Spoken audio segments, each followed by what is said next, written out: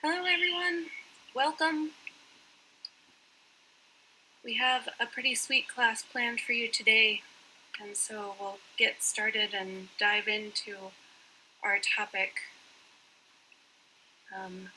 Home is our topic for today. So in order to get started, like usual, let's just take a couple of deep breaths. It usually takes 2 or 3 or 4 to really get that nervous system triggered, relaxed, bringing presence and awareness into your body, into my body. And I want to share a poem with you today as we connect our conversation of the universe from Monday with our conversation for today. A poem. The small plot of ground on which you were born cannot be expected to stay forever the same. Earth changes and home becomes different. You took flesh from clay, but the clay did not come just from one place. To feel alive, important, and safe, know your own waters and hills, but no more. You have stars in your bones and oceans in your blood. You have opposing terrain in each eye. You belong to the land and sky of your first cry. You belong to infinity.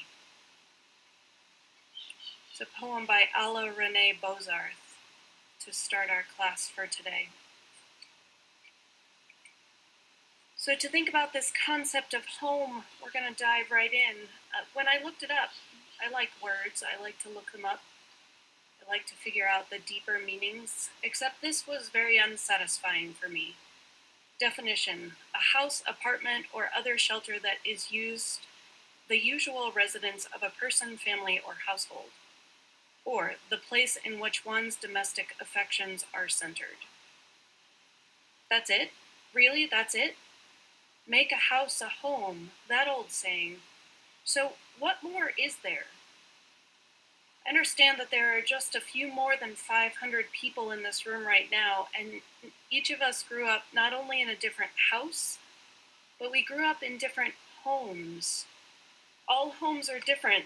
Some seem pretty great, and some are outright terrible. So we're going to talk now about the connotations of the word home in a way that all of you can use your experience. So we're going to take 3 minutes right now in lab groups to discuss these 2 questions. What should a home offer? And what does home require to offer those things? What should home offer? What does home require to offer those things? Start a conversation now, and it might continue throughout the class today.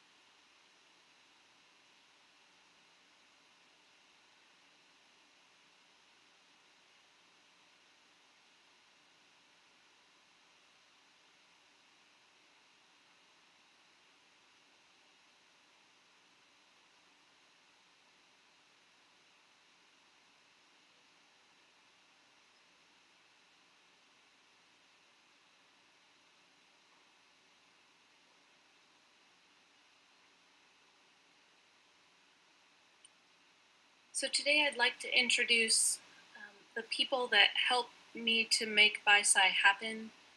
Um, in addition to all of you out there, I have the learning coordinators, and they have created today's class for you. So Lily and Aaron and Tiffany, Jimena, Steph, and Pedro want to send out a special thanks to you. And so Pedro is going to share this video now for all of you.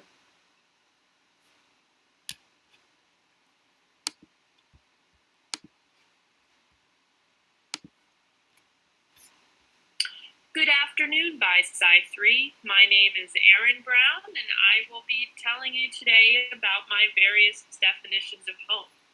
This is take 5 for me, so we're going to see how this goes. And just because this took me 5 takes, I think that'll just show you that home is really hard, and it's complicated, and it's a hard thing to grab your head around. And then I burnt my finger while cooking, so I had to deal with that during a few of my takes. But let me tell you about the start of my home for me.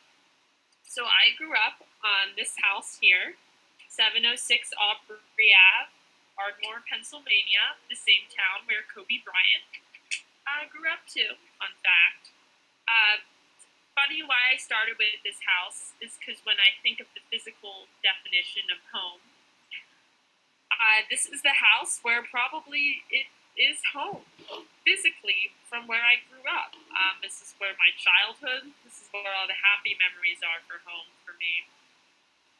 My grandfather grew up in this same house, and my great-grandfather, his whole family lived in it during the Great Depression. There were 12 people that lived in this home.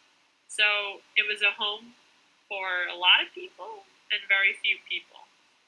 Then when I was older, we moved.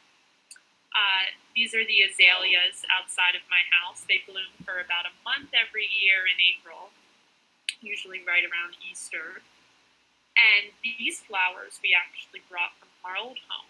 So when I also think of home, I think of this house where I guess my family lives now. It has complicated memories and it's a complicated place. But the flowers have stayed with us. You know, those were the same flowers that my great-grandmother planted outside of her home, and now they're in our home. So maybe these flowers are really,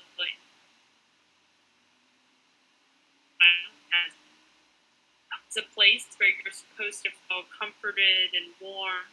You know, those flowers make me feel happy and fuzzy and delightful whenever I see them. But then also, if that home, my physical home, where I spent most of my primary education and secondary, high school, I don't know why I'm talking like that in this moment, then I also have this. This is my grandmother's meat collection, which I'll get to in a minute, but every summer I've spent with my grandma. She lives at the beach. When we were kids, she had these dog tags made for us that have her address and her phone number and our names in case we ever got lost, 4621 Central Ave. And every summer in June, we help her unpack. And she brings down 40 pounds of frozen meat from her butcher in Pittsburgh because she doesn't trust the butchers in New Jersey because they don't prepare her meat the way she likes it. So I could have shown you a picture of the beach, but when I think of home in the beach, I think of my grandma and her quirks, such as traveling with 40 pounds of meat across the Pennsylvania highway. Because it makes me feel safe, it makes me feel warm, when I visit my grandma at the beach, it's home. I can walk in there, I just feel comfortable. It makes me happy. And then I went to college.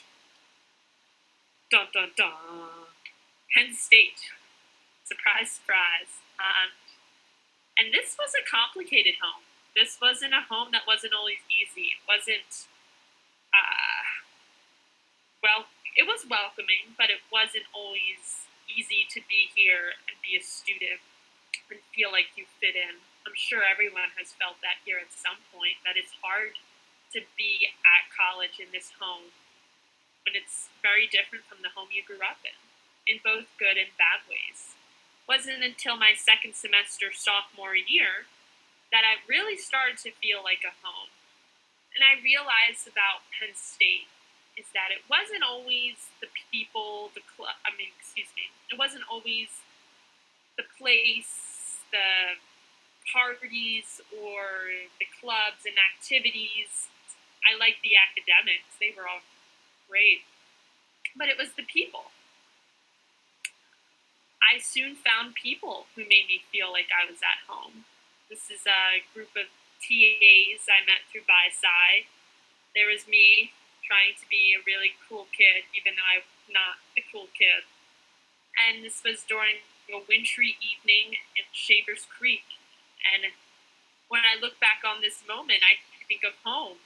It was a warm and fuzzy feeling. It was happy. It was nice. And then I was rocking a home at Penn State.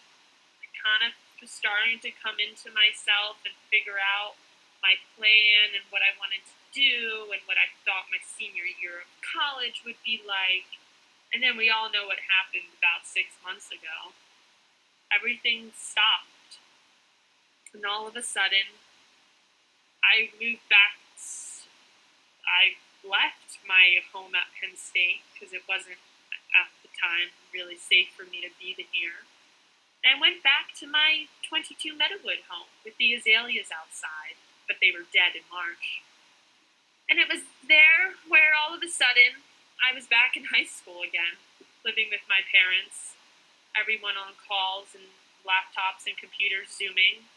This is my father in the dining room table, the sight I saw for many, many months on end, and my dog would nap in this room, then walk and nap next to me throughout the day.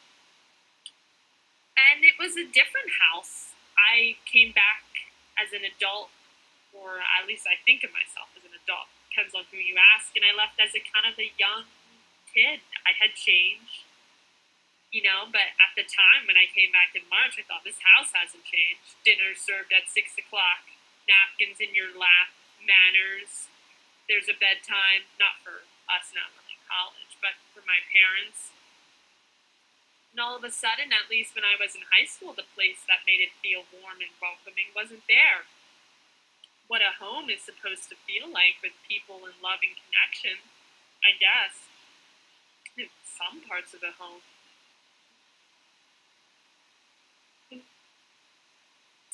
Student highlight of our week was sitting in our living room at 7 o'clock talking to my crazy extended family who were all over the United States, all living alone or in quarantine and isolation.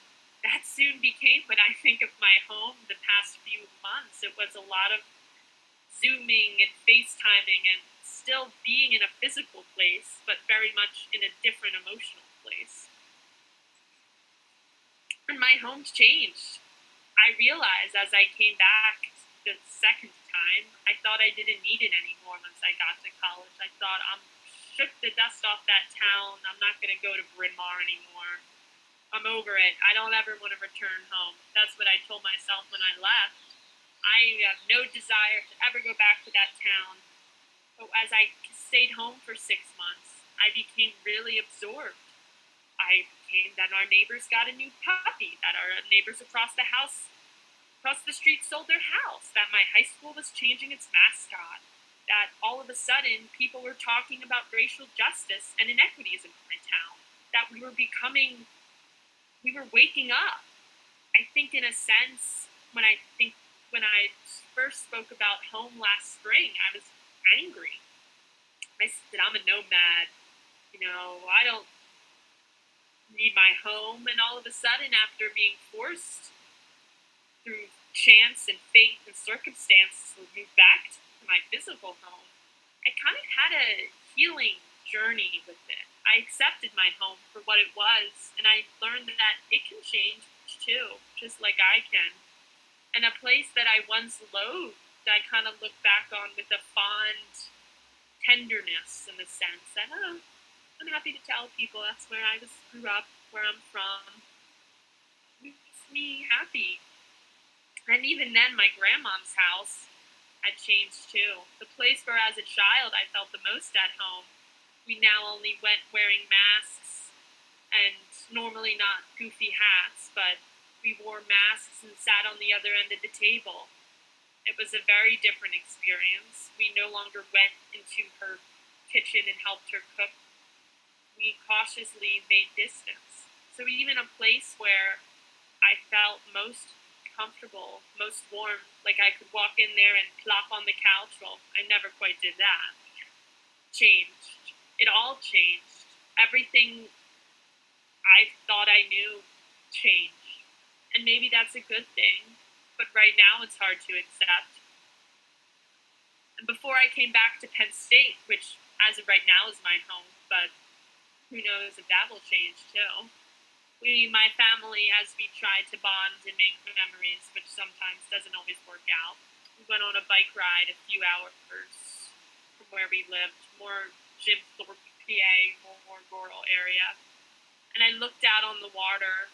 I wished I was at my grandma's house, but that's changed too.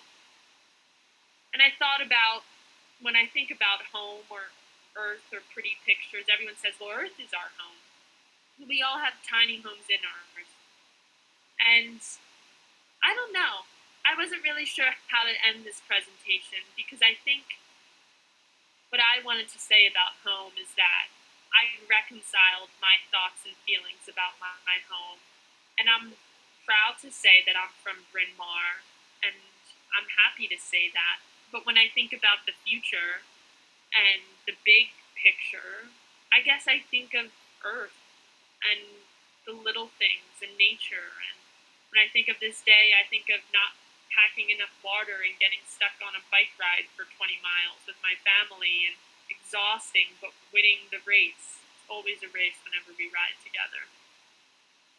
So I guess home changes, and this reminds me in a sense that it's not always easy to think about where you're from and what your home is and where you're going, but I hope that given the time when we reflect on our home, either in your journals or in your labs, maybe you realize that reflection and learning and thinking about home isn't so bad after all.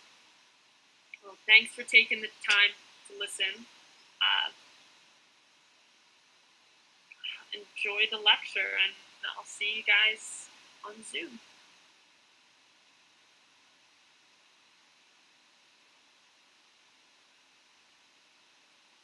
Hey guys, what's up? My name is Pedro. I'm also a part of the BiSci team, and I'm here to talk a little bit about my perspective on how I think about the Earth as being my home. The way that I think about it is just by paying attention to processes in my life that keep me alive, that are essential to my life, and that are directly connected to the planet, to our planet. These three processes are eating food, drinking water, and breathing air. The food that we eat comes from the earth, the water that we drink comes from the earth, and the breath that we take, every breath that we take comes from the earth too. And I'm going to talk a little bit about each of them. So when we think about food and we think about our bodies really are the most sophisticated pieces of engineering in the whole planet.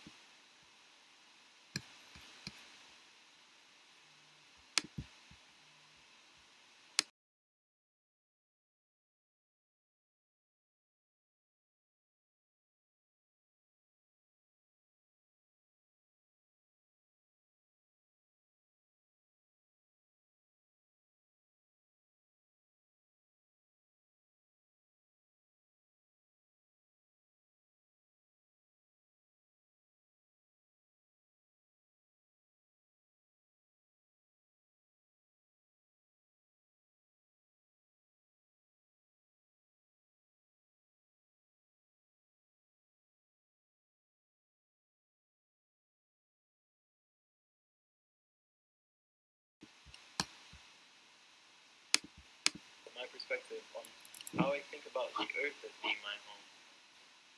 The way that I think about it is just by paying attention to processes in my life that keep me alive, that are essential to my life, and that are directly connected to the planet, to our planet.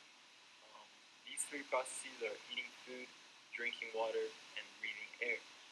The food that we eat comes from the earth, the water that we drink comes from the earth, and the breath that we take, every breath that we take comes from the earth too. And I'm going to talk a little bit about each of them. So when we think about food and we think about our bodies really are the most sophisticated pieces of engineering in the whole planet. They can take a banana that was grown from the soil and transform it into our physical bodies by the end of the day. Within 24 hours, our body can process a part of the earth and transform it into like hair and like beard and like bones and like flesh. Obviously, not eating a banana; it's not gonna make your bones, but like you get what I'm saying, right? Like our bodies over time are just an accumulation of food, really, and food is the process of the earth. So my body, the body that I live through, is an accumulation of earth. Um, when I think about water, and you probably experienced that. If you spend like one day without drinking water, and a day that you like kind of crazy running around and you can't remember to get your water bottle or like can't remember to drink enough water, you're gonna experience headaches and you're gonna experience like heaviness. I know that I get mood swings. I get cranky when I don't drink water. My lips start to get dry. My body doesn't really function optimally, and that's because every second our body's pumping blood, and blood is our ability, the ability of our body to transform the process of the earth into something that we need to be able to take nutrients through our veins and pump to make us alive and allow us to be living, really. And just like the earth, we're made up of roughly 70% water. You think that's like, maybe it's a coincidence, but to me it just seems very odd that like as fluid beings as we are, our composition is very similar to the planet that we live in. Um, and the third thing that I like to pay attention to, and I think it's another essential part of who we are, is our breath, is the air that we breathe, really, that is coming from the trees around us. As we breathe out CO2, the trees are giving us oxygen. And that's something that in BiSci, Jen talks about it a lot. Maybe your TAs even have told you to take a couple deep breaths. And that's because science tells us that when we take deep breaths, if you take one deep breath, if you take two, maybe a lot of them, it helps you oxygenize your brain. It helps you think clearly. It helps you, loosen up. If you're tight, you take a couple deep breaths and you're ready to start, like, feeling more loose, life in a more, feeling life with more life. You know what I'm saying? Like, does it make sense?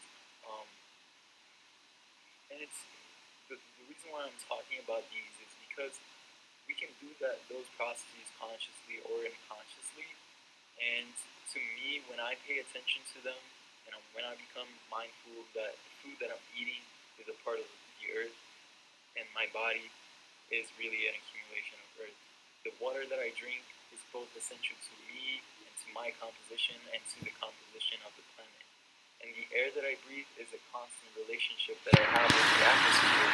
And like if you're breathing around trees, it's one experience. Your lungs feel one way. And if you're getting secondhand smoke from someone, or if you're living in an area with a lot of pollution, that's a whole different experience, right? So whether we like it or not, I think it's really hard to make the argument that we're not connected to Earth. And to me, when I started paying attention and shifting my focus, bringing awareness to them, I really started feeling connected to Earth. I feel like my body is just an expression of the planet. Um, and really, when I look around, I see, I'm able to see myself, my future self, and what's going to become. It's going to come to be me. That's my home. That's all around us. That's our home. At least that's how I think about it. I hope some of it makes sense to you. Stay well. Hey guys, my name's Steph. I'm actually one of your LCs this semester, but today I kind of want to touch bases with what home means to me. And home, to me, my home isn't a location. It's not myself in certain aspects. I want to focus on other people being my home and giving me that same comfort. I think the best way for me to do that for you all today is probably to tell you a little bit about me.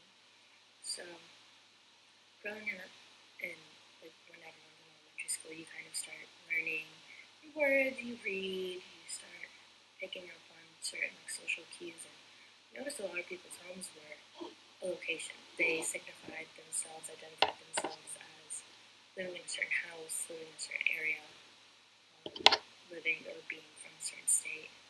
And that brought a lot of confusion for me. I was born in Cuba, and I would visit every summer, but I was raised in Florida, so I knew Spanish and English. If you put me in Cuba, like I would basically know how to get to from my grandma's house to downtown. Like I knew my way around the area. Same at home as in Florida. Funny that I use the term home in Florida. I think that's just like the natural word choice that everyone uses that I go along with. But that caused a lot of turmoil for me because I didn't know how to explain to people. Yes, I'm from here, but I was raised here. It was just a little awkward for me. Then by the time like 5th grade rolls around, like ready to go to middle school, I kind of started grabbing onto the idea of myself being my home. And I still battle with this every day, and I think it's just on the terms of like my level of independency, my level of confidence, my level of being able to be and feel fully comfortable within my own skin and with my own thoughts. And that's something that I think a lot of people still struggle with, so I know I'm not alone in that, and I don't feel alone in that. But in middle school and in high school and even now, like towards the end of my last years of college, it's comes and goes. It comes and goes every now and then. But a really beautiful thing that I've realized that a home is somewhere that I want.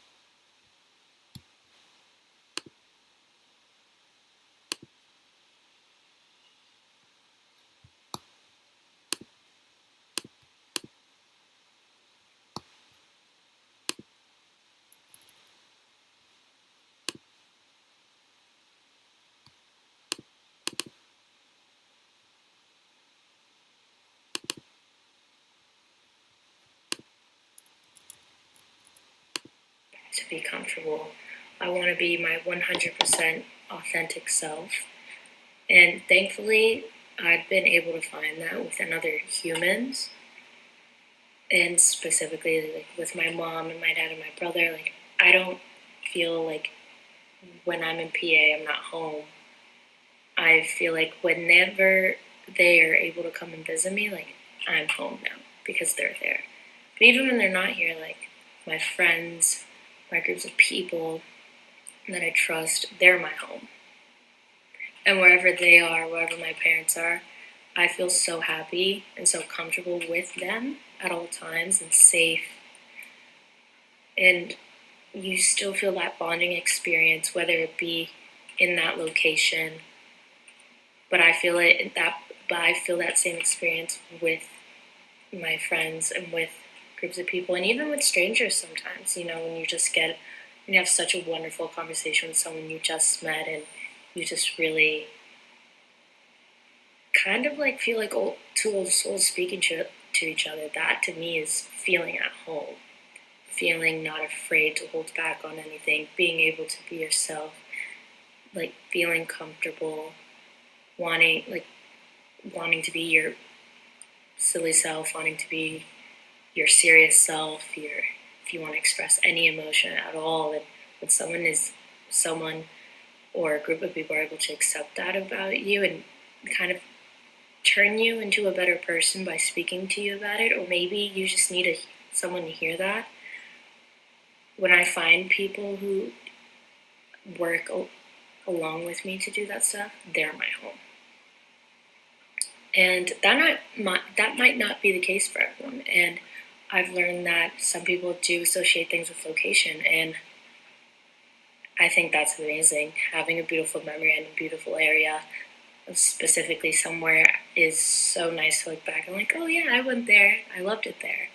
and I was with so and so, that extra part of I was with so and so is kind of like the part that I associate the most with. But yeah. Hello, everyone. My name is Jimena, and I am a TA this semester.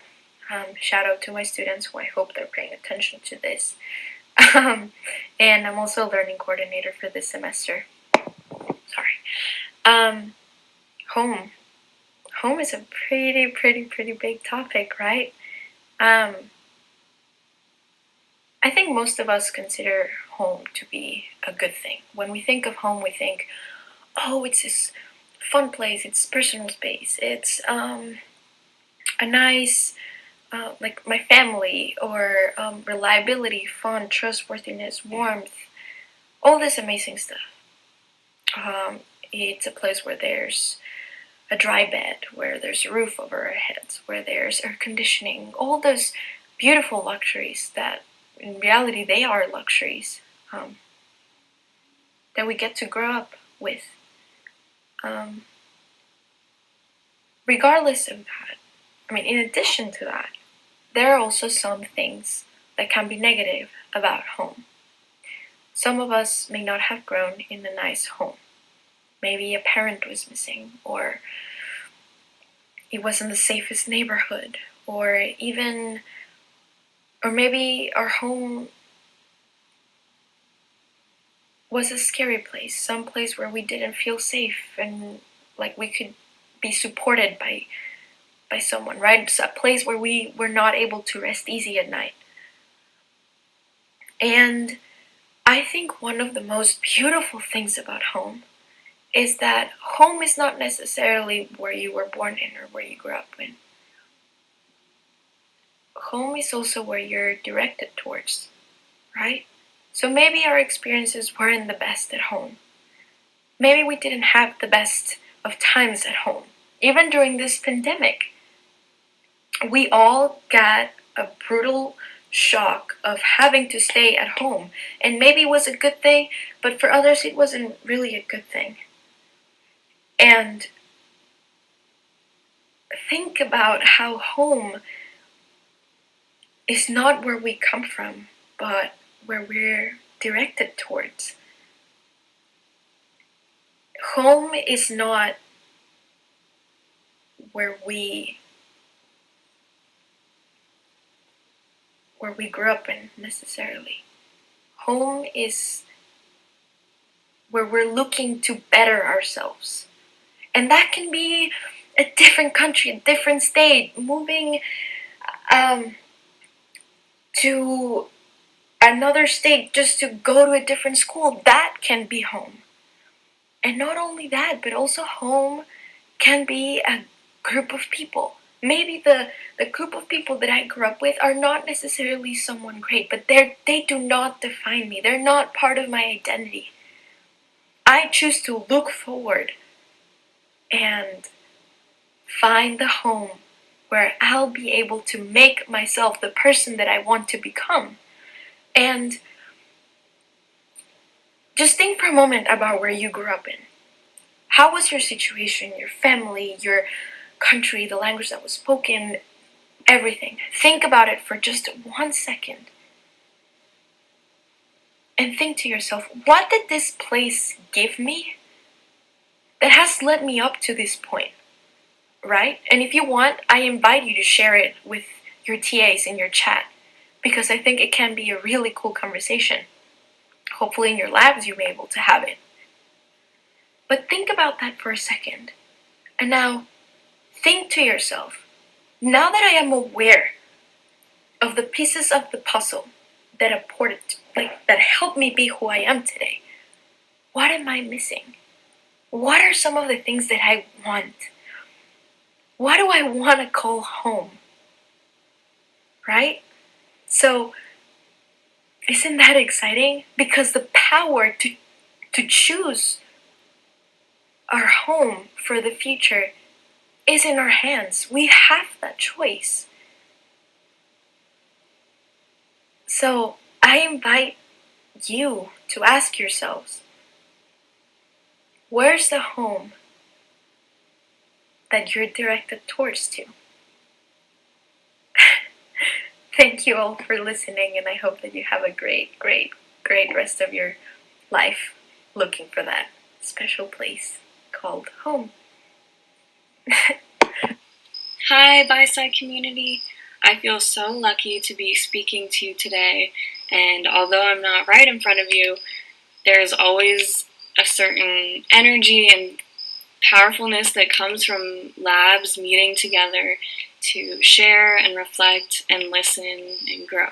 So thank you.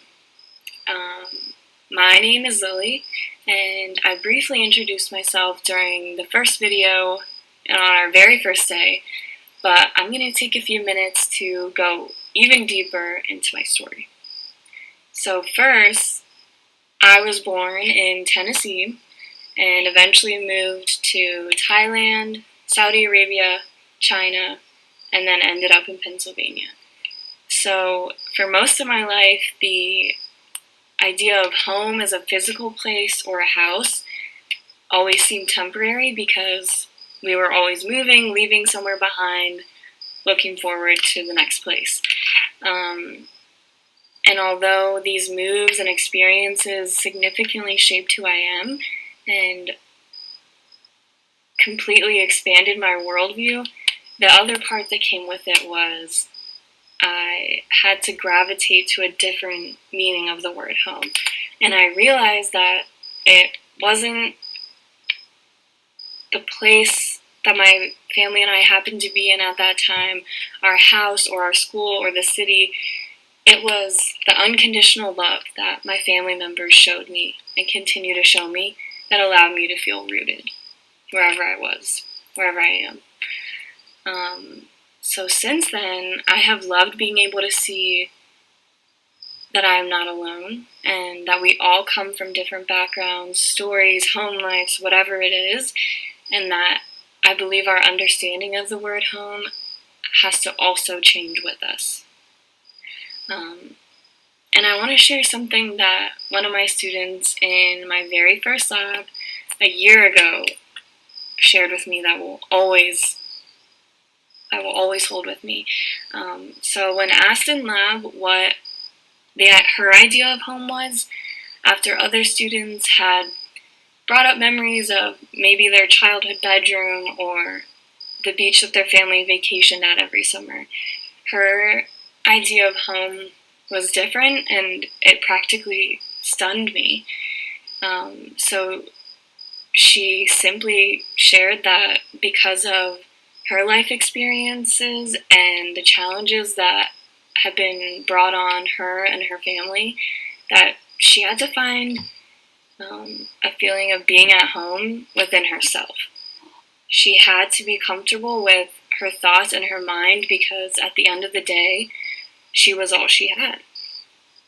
And the reason I was taken aback was because the thought of being at home in my mind or my body terrified me. And just thinking about how brave that was for her to say, how scary that might feel at times, and just the unnerving thought of fully trusting or accepting myself in that way was. So since then, I've been on a journey of unlearning and of self-discovery like never before. So what did it really mean to see my mind and body as home? And yes, I had always been conscious of trying to exercise, eat healthy, or take care of my mental health, but truly accepting myself and diving deep into the inner workings of self-love were never my priority. So, to slightly switch gears, I'm going to share a part of my story that I don't often share with strangers this openly, but it's a vital part of understanding who I am and what I've overcome. So, at 14 years old, while living in China, out of nowhere, I started to lose vision in my right eye. And without going too far into the details, I essentially was diagnosed with an autoimmune condition that was causing inflammation practically all over my body, but mainly in my eyes.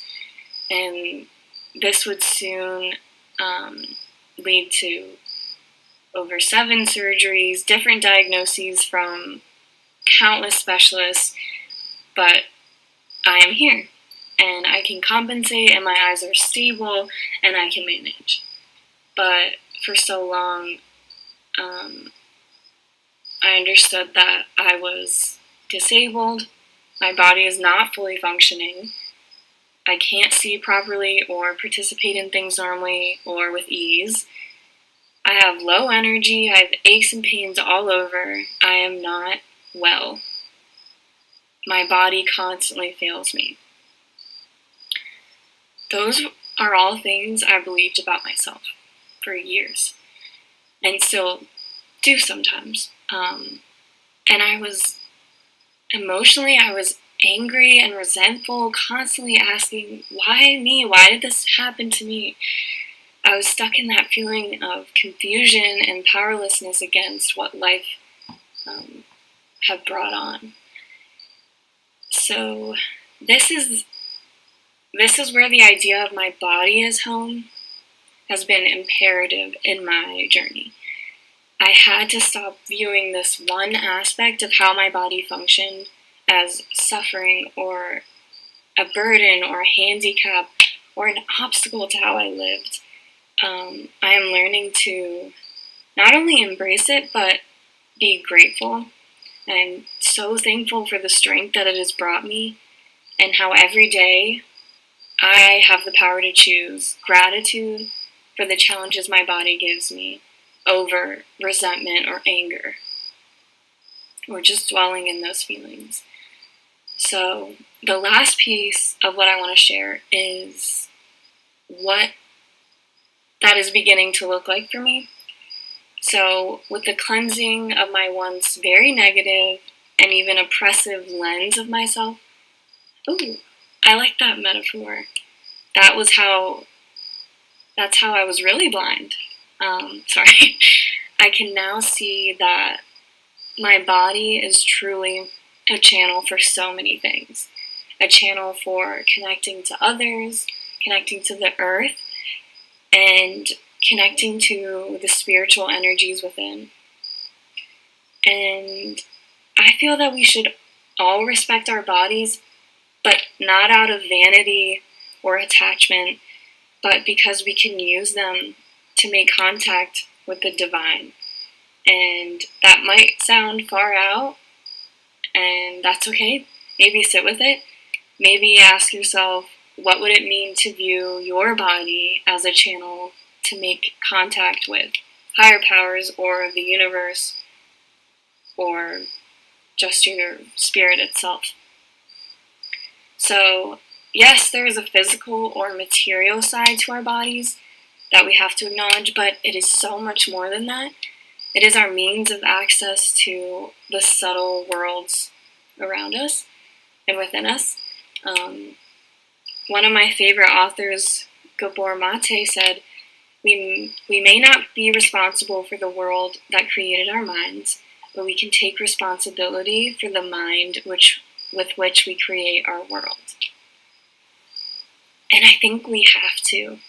We must take responsibility for our own minds and bodies. So I'll leave you with these questions. How might you start taking more responsibility in regards to your mind and body? How might that change how you exist in the world and in yourself?